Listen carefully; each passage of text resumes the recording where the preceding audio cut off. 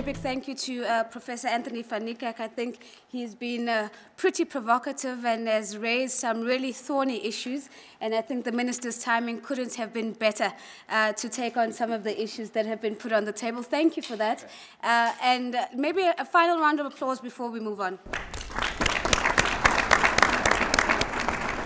As indicated earlier, there is a hard copy of the summary that the professor has just presented now, but a soft copy on the Wits School of Governance website if you want to get the full article and the full range of the arguments that he's presented. Minister, thank you for making the time to join us. We will now slightly change the program and modify the program and take this opportunity to have our keynote address by the Minister of International Relations and Cooperation. As we know that she has been at the helm of this portfolio since 2009, having been appointed for another term earlier this year. She's been an invaluable asset in terms of amplifying South Africa's visibility in the region, on the continent, and indeed globally. And today she's in the hot seat because I think Professor Anthony van Niekerk has certainly lit some fires underneath this particular portfolio. So I think we're going to be very interested in what the Minister has to say. And thereafter, we'll go to our panelists who I think are going to be pulling together the nuances that would have come out of the two presentations thus far. Minister, if you may.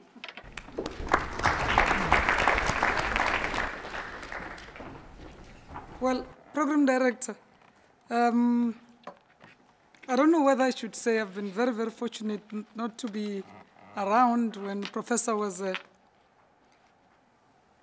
setting the fire on. So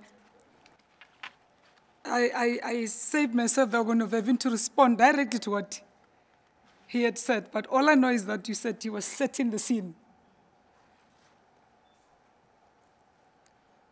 I see elders in the room.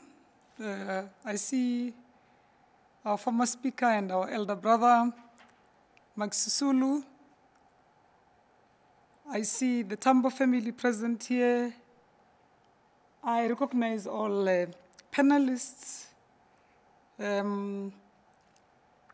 I recognize the role that Wits University continue to play in helping us build this nation, this very young nation, the Republic of South Africa. I recognize diplomats in the room and all thinkers. Ladies and gentlemen, all protocol observed. We had agreed to interact tonight in this, I think, very auspicious hall, in this building named after one of the finest diplomats South Africa has ever produced. O.R. Tambo building. And what is the discussion about tonight? National Development Plan. It's called NDP, not NDV, because next year we'll be celebrating 60th anniversary of our Freedom Charter. That's where the vision of our forebearers is. This is our National Development Plan, informed by our Freedom Charter. So the National Development Plan is a living document. It is a blueprint for where we want our country to be in 2030. Now that we can no longer go around the world to say, remember us, apartheid. Yes, we have defeated apartheid. Yes, South Africans sat together at Captain Park around a round table with international support, not mediation from somewhere, where South Africans have resolved that they were moving forward. And that's why we thought we sit together as a nation again and said, now we need this plan. This NDP has changed how we do business. how government functions, how we plan and monitor our work. Like any plan or any other plan, it will be constantly enriched by the lessons we gather as we implement it. This plan, the NDP, is bold and far-reaching, encouraging all the elements necessary to improve the lives of our people. It's a living document. It's open to innovation and fresh perspectives that are intended to improve and sharpen it. Its baseline and fundamentals are non-negotiables, and these non-negotiables is what is central in the NDP, which is write a new narrative or a new story for South Africa. I believe this story has to rightfully be written or led in the writing by South Africans themselves. Where we would love this nation to be as this nation in 2030. What we need to achieve by 2030, not what we want. We're not here to write another NDP tonight or to rewrite Chapter 7 of the plan, because the plan is out there. What we are here to do is to give more life to the document that exists, to own it and make sure that its very intention sees light of the day. In order to implement the steps that are necessary to fulfill our national plan, the government has already incorporated this NDP into its medium-term strategic framework, or MTSF, and other planning instruments. We therefore applaud Wits University for undertaking a series of discussions on the NDP. The NDP will be incorporated without a special, would be incomplete without a special focus on the work that we do as this Department of International Relations and Cooperation. Because foreign policy is but the expression of what a country wants to achieve domestically in the international sphere. It is for this reason that the NDP contains this Chapter 7, which is entitled Positioning South Africa in the World. DICO operates in a rapidly changing international environment that offers both opportunities and challenges to South Africa's development plans and policies. We contribute to the NDP, particularly through our bilateral and multilateral cooperation, as well as the economic diplomacy. Our missions abroad are in the front line of our efforts to achieve this. From the perspective of the NDP, in 2030, South Africa, informed by its national interests, we envision it a globally competitive economy and an influential and leading member of the international community. South Africa promotes and contributes to sustainable development, democracy, rule of law, human rights, peace and security within a safe, peaceful, and prosperous Southern African region, Africa, as well as a fair and just world. Program Director, in the build-up to the adoption of this document, the NDP, various stakeholders in our country were engaged. In this regard, also in the 53rd National Conference of the ruling party, the African National Congress, this in contribution that we're making on the Chapter 7 of the NDP was reflected upon.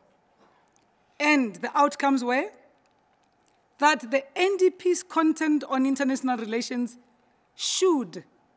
need to be strengthened, that the ANC foreign policy objectives, particularly on the renewal of Africa, should be reflected in Chapter 7.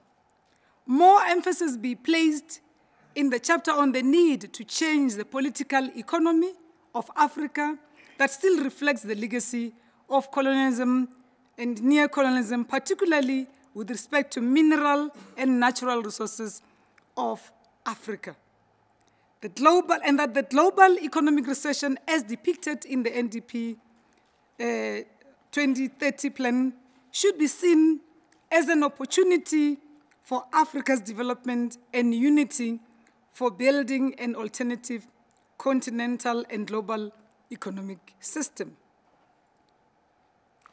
Now, as DECO, as part of this exercise, we appointed a task team of experts, which highlighted 8 key points that we should address in our implementation framework of the NDP, and that is: 1, our national interests must be underpinned by domestic imperatives.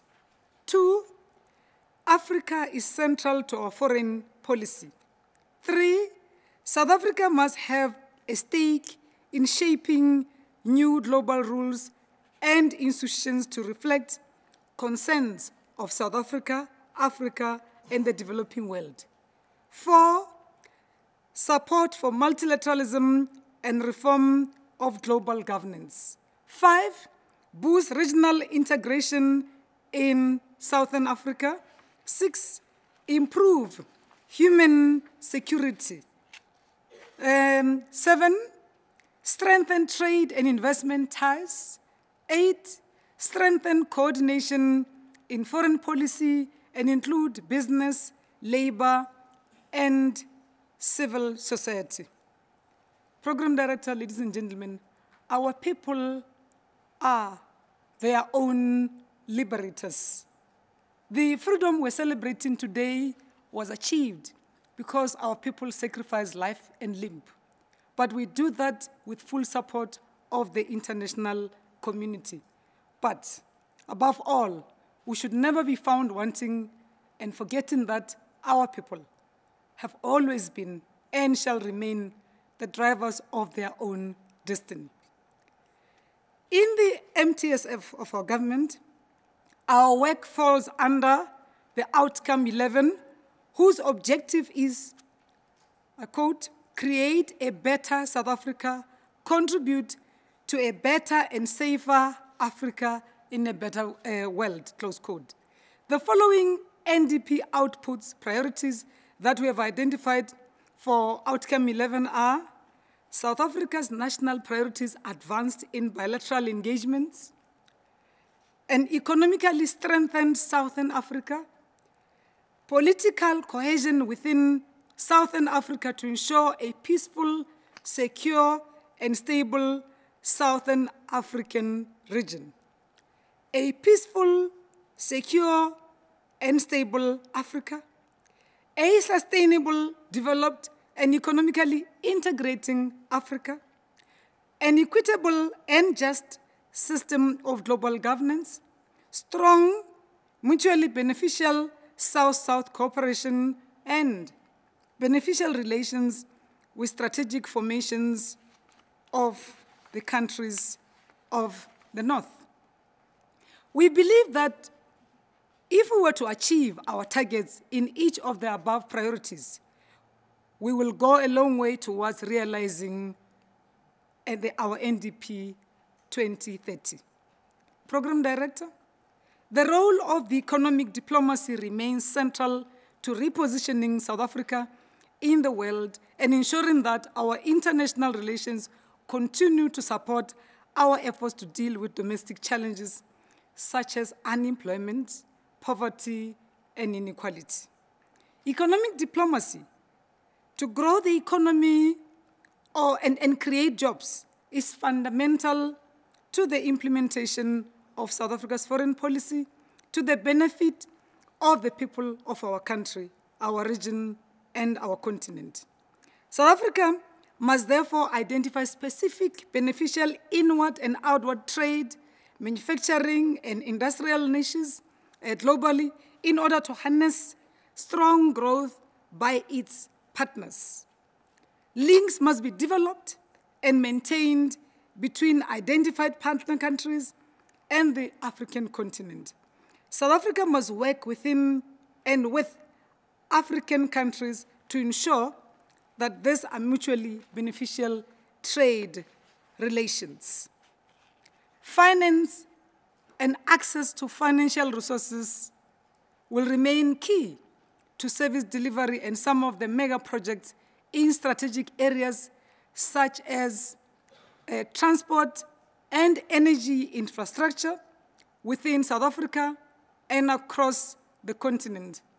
One head of state jokingly said, that's when, if we're fully integrated and our economies are and our infrastructure is, it's in our continent, it's when we have highways to somewhere. That is, we don't have an N1 that ends at Beitbridge. It must lead to somewhere. Maybe what changes is the name, but that it doesn't end with the border. Because we were not in that famous conference when these borders were decided upon.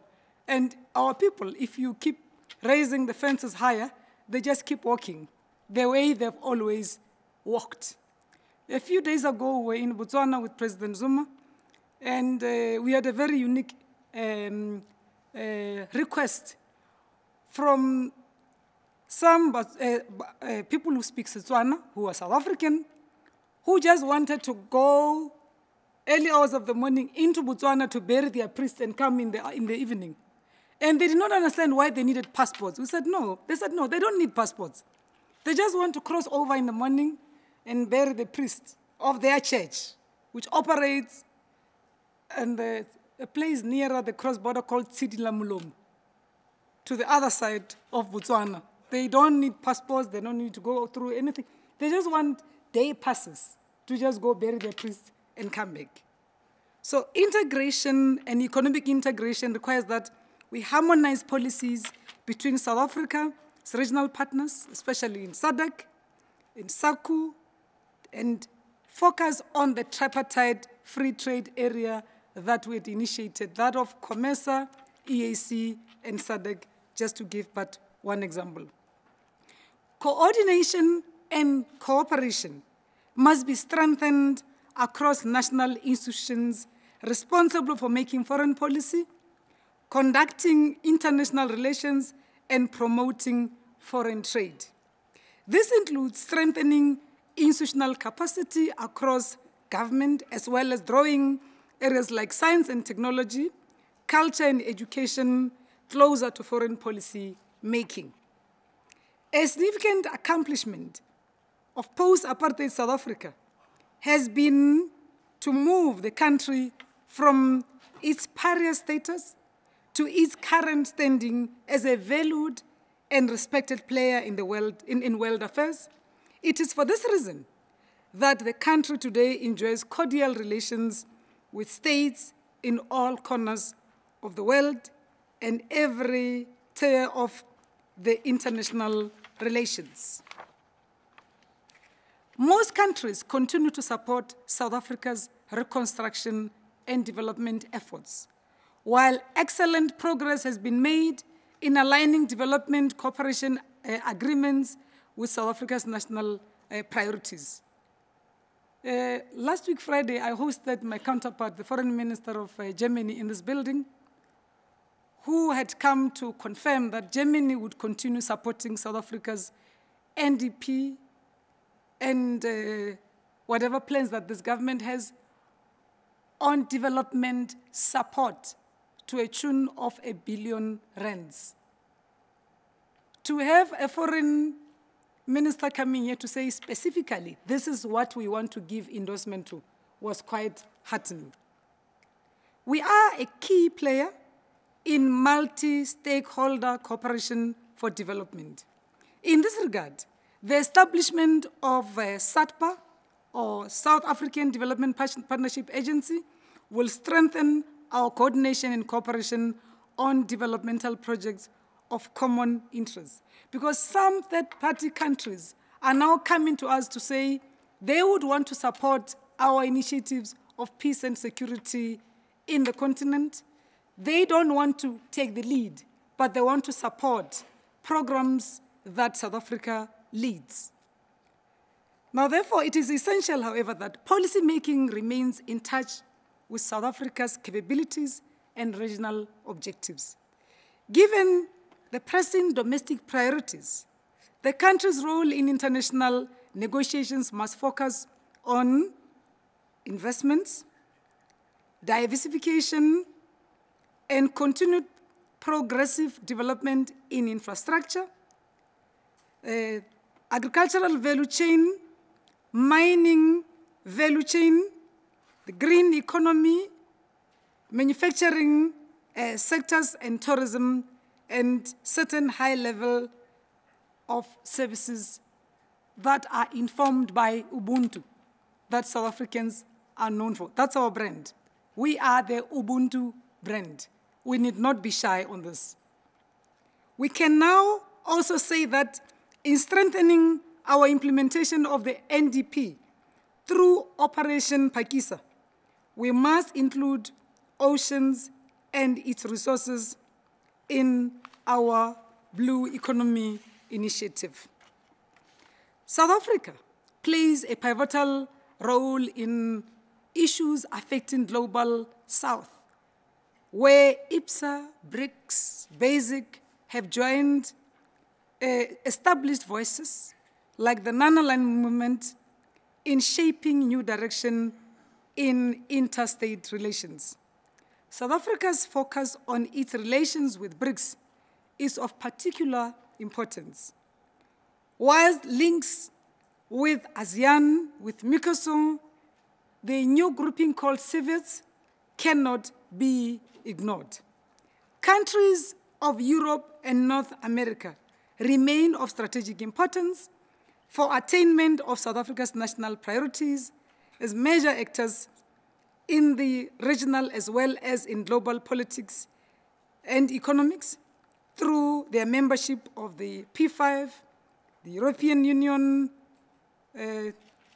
former G7, G8, now G7, and the G20. South Africa's influence in multilateral organizations is widely recognized, and we have developed a strong voice for the reforms of global governance in both Bretton Woods institutions and largely United Nations agencies and institutions. It goes without saying that South Africa must play an active role in all forms of multilateralism and remain committed to reforming these global systems of governance. Focus must be on strengthening institutions and processes of multilateralism, especially the United Nations. And that these groupings that we had referred to of your G20s and others should be there not to replace UN, but to strengthen the UN institutions. Program Director, our implementation of Chapter 7 of the NDP has a number of tasks ahead of us. I want to just single a few. South Africa needs to develop a broadly shared understanding of the concept national interests, which is not too narrow in scope and not too overly economic in its focus.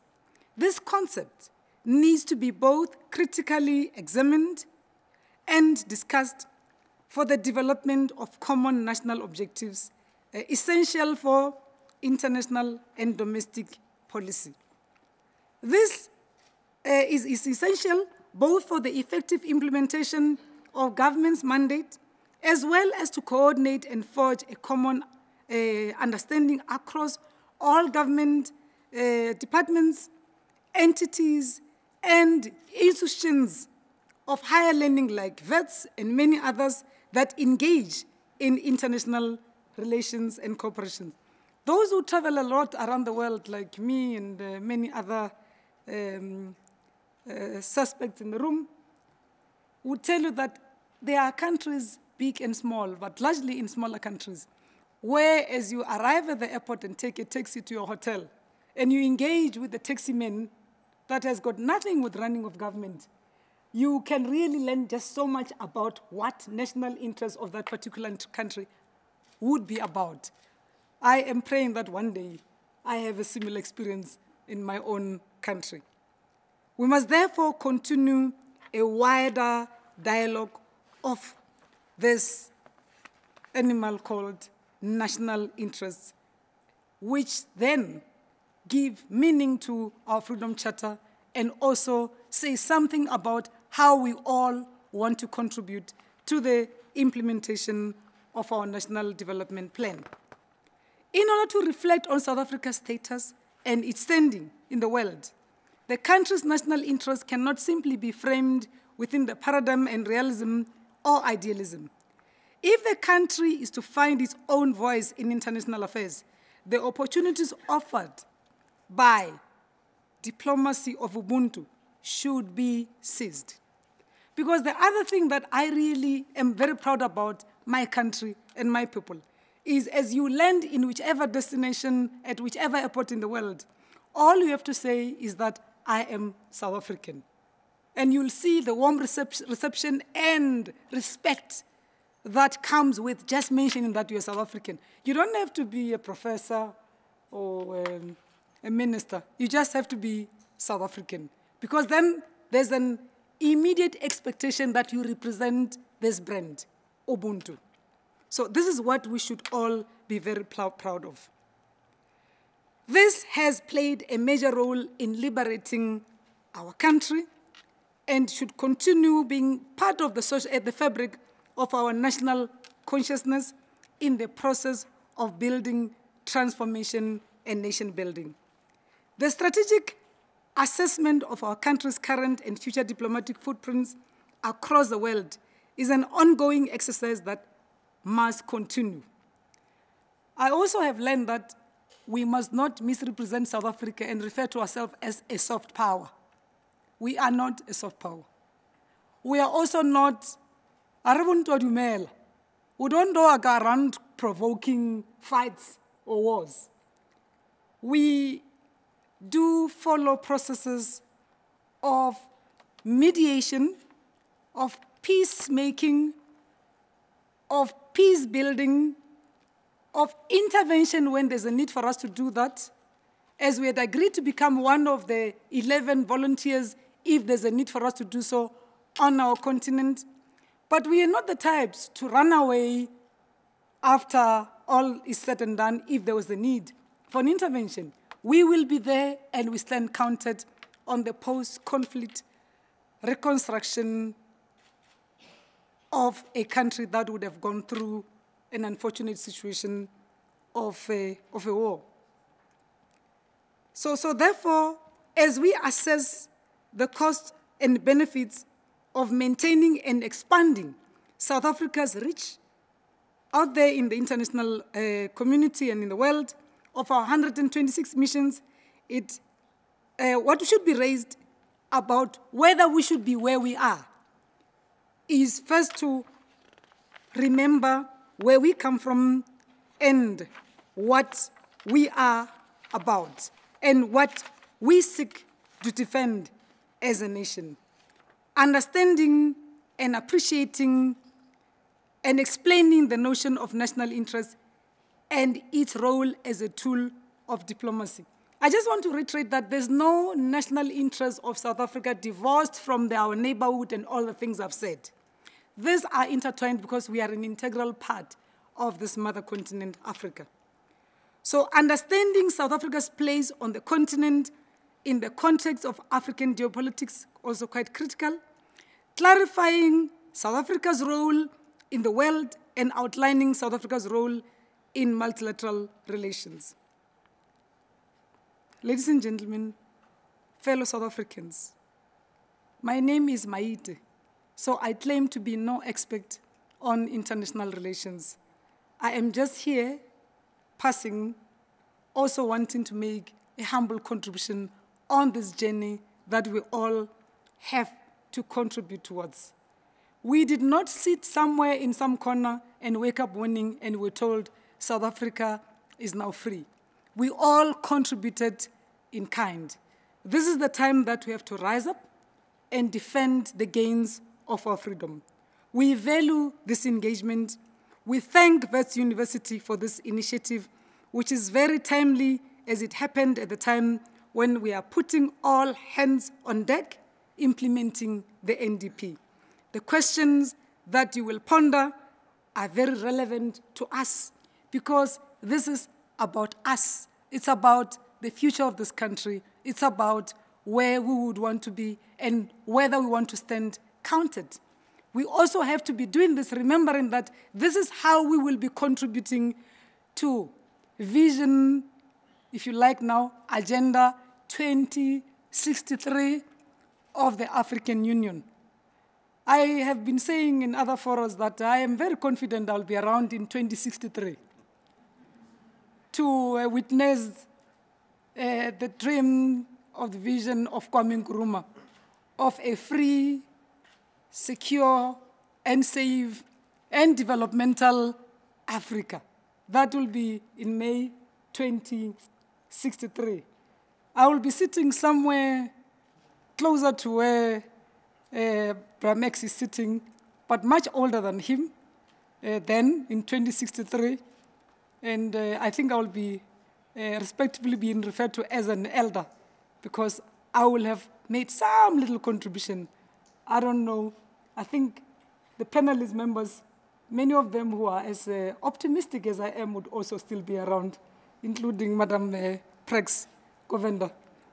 This relationship should continue. This implementation of the NDP now and into the future require forums of this nature for reflection and evaluation of our work. But what remains is in the implementation and in taking a resolve and as a nation that we will get on all our hands on deck and get on the doing. I thank you.